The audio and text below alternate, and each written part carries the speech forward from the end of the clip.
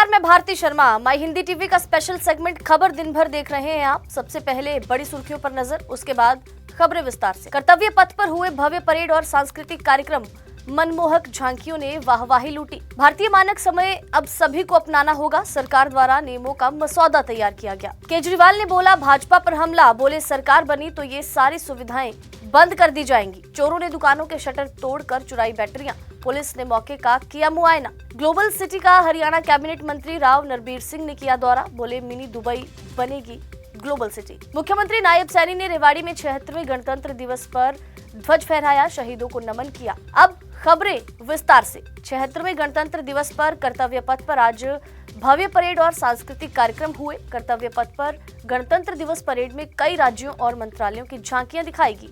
Parade में भारत की उपलब्धियों और प्रगति का प्रदर्शन किया गया। कार्यक्रम की शुरुआत पीएम मोदी द्वारा राष्ट्रीय युद्ध स्मारक पर शहीद सैनिकों को श्रद्धांजलि देने के साथ हुई।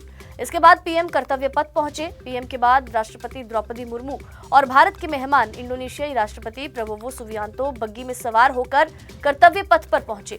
पीएम मोदी ने दोनों का स्वागत किया। परेड की शुरुआत से पहले राष्ट्रपति द्रौपदी मुर्मू ने कर्तव्य पथ पर राष्ट्रीय ध्वज फहराया। उसके बाद 105 mm लाइट फील्ड गन, एक स्वदेशी हथियार प्रणाली का उपयोग करके 21 तोपों की सलामी के साथ राष्ट्रगान गाया गया। गणतंत्र दिवस परेड के जरिए भारत ने अपनी विविध शक्तियों और अपनी संस्कृति को प्रदर्शित किया।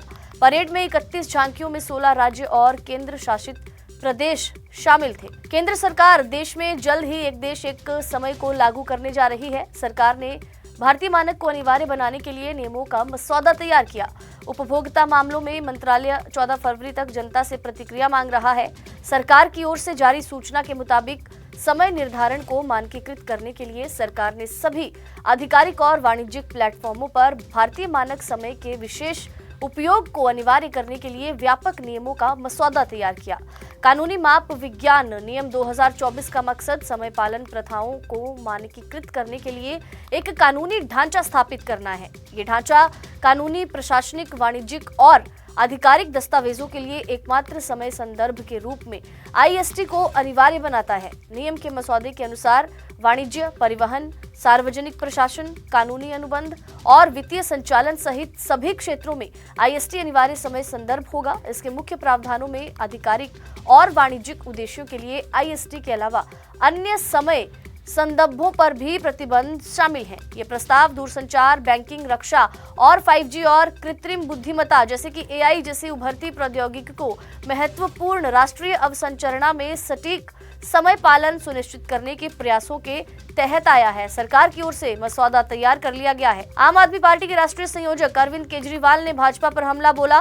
केजरीवाल ने कहा कि दिल्ली की जनता के पास 2 मॉडल हैं। पहला है केजरीवाल मॉडल, जहां पर जनता का पैसा जनता पर खर्च होता है, और दूसरा है बीजेपी मॉडल, जहां पर जनता का पैसा अमीर दोस्तों की जेब में जाता है। अब जनता को तय करना है कि उसे कौन सा मॉडल चुनना है। केजरीवाल ने कहा कि एक तरफ भाजपा मॉडल है जहां आपका पैसा अरबपति मित्रों को लोन के रूप में दिया जाता है और 2-3 साल बाद उस लोन को माफ कर दिया जाता है।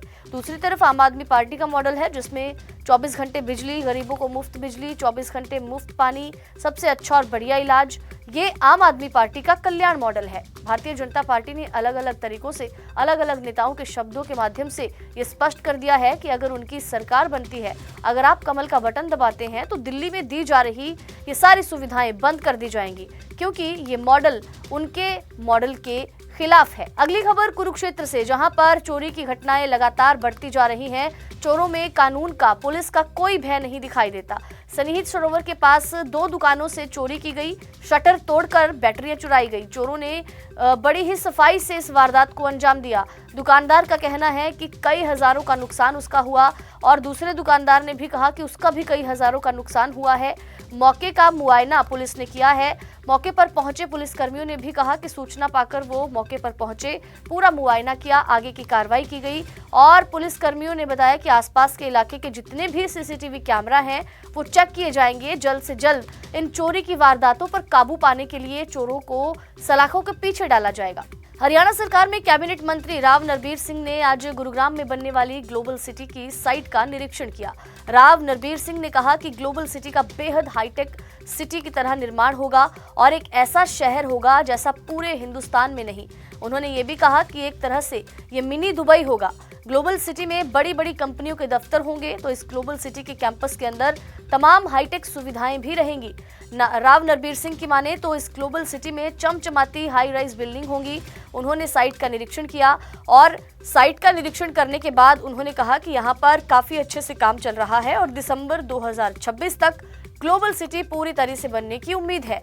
उन्होंने कांग्रेस विधायकों द्वारा मुख्यमंत्री की तारीफ किए जाने पर कहा कि मुख्यमंत्री नायब सिंह सैनी मिलनसार व्यक्ति हैं, जो भी उनसे एक बार मिलता है वो उनकी तारीफ जरूर करता है। हरियाणा के सीएम नायब सिंह सैनी ने पिछले 10 सालों में किए गए विकास कार्यों का उल्लेख किया और रेवाड़ी में उन्होंने 76वें गणतंत्र दिवस पर ध्वज फहराया।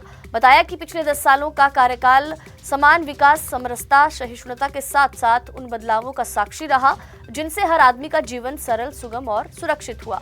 उन्होंने ये भी कहा कि विश्वास भी व्यक्त किया कि भविष्य में हरियाणा देश के समक्ष विकास, उन्नति और उत्कृष्टता का उदाहरण बनेगा। प्रदेशवासियों से उन्होंने सांस्कृतिक परंपराओं और उच्च नैतिक मूल्यों पर चलते हुए देश और प्रदेश को ज्यादा स्वच्छ, स्वस्थ, समृद्ध, सशक्त और विकसित बनाने का भी आह्वान किया है। खबर दिन भर के स्पेशल सेगमेंट में आज के लिए बस इतना ही। देश दुनिया से जुड़ी ताजा तरीन खबरों को जानने के लिए देखते रहिए माई हिंदी टीवी।